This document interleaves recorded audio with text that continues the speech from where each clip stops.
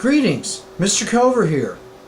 I would like to share some pointers designed to make your short story a success. The first and most important thing I'm going to tell you is know your ending before you begin writing. If you don't know where your story is going, how will you know when it gets there? Think of the story you're writing as if you're telling friends about taking a trip from the square in Springfield to the Jazz Museum in Kansas City. You will begin telling the story as close to the ending as possible. When you tell your friends about this trip to the Jazz Museum, you don't begin with, "I left the square driving north on Boonville, then turned west on Commercial taking a ride on Kansas Expressway." None of them would hang around to listen. You begin with, "I went to Kansas City last weekend." Then you proceed to tell them the exciting and eventful aspects of the trip. Perhaps you were in a wreck in KC and never made it to the museum. Maybe you broke your arm. The wreck and broken arm would be the story. But unless something spectacular happened on Commercial between Boonville and Kansas Expressway, you would not describe that aspect of the trip. So don't write your stories that way. Begin telling the story as close to the ending as possible, then fill in details to give us the story.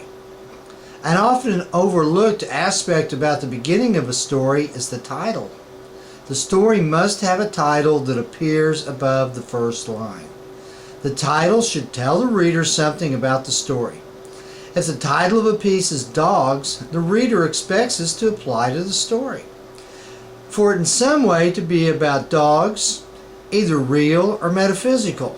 And if it doesn't apply, if it isn't about dogs, that just confuses the reader.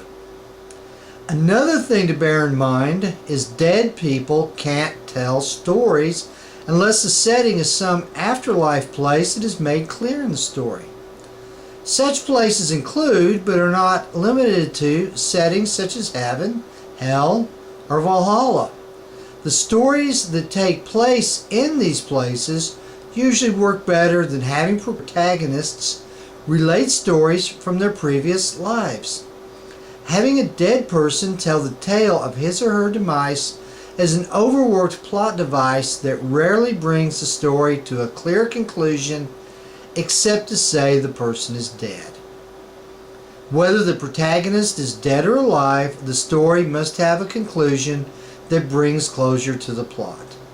Not concluding the story is robbing the reader of the time and emotions invested in the story. Loose ends need to be wrapped up nicely. The conclusion must not be that the story was a dream. A hero arrives to save the day, the protagonist mysteriously dies, or any version of these. These devices are known as Deus Ex Machina, which Dictionary.com describes as any artificial or improbable device resolving the difficulties of a plot. In other words, the writer wrote the story into an irresolvable corner and is using a cheap trick to get out of the situation.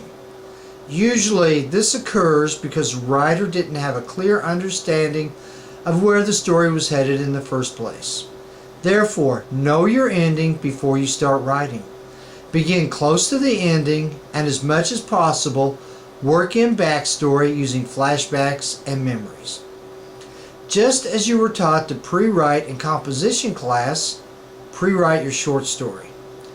What works for you in composition will probably work for you here. I do best with free writing, where I turn off the computer screen and write for 15 minutes non-stop about the story that I hope to write.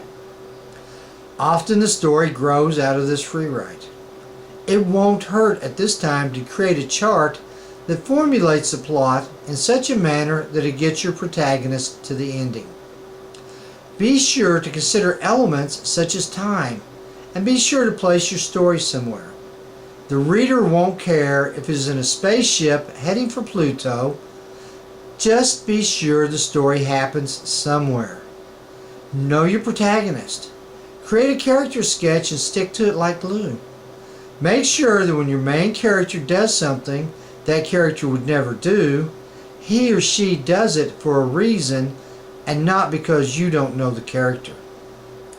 Dialogue needs to be believable and readable. Use a mix of summary, indirect, and direct dialogue. Don't mix multiple speakers in one paragraph. New speaker, new paragraph. And don't limit the conflict to external. While most everyone enjoys a good fist fight, we need to see some internal struggle or the characters will be static and flat. Avoid the third person omniscient point of view. Nobody likes a know-it-all. I suggest getting into one character's point of view and staying there. Don't tell us what more than one person is thinking or feeling because it just gets confusing. And know your ending before you start writing. Be circular. Have the elements at the beginning of the story come into play at the conclusion of the story. Short stories should be snapshots of time. Don't try to put too much in one.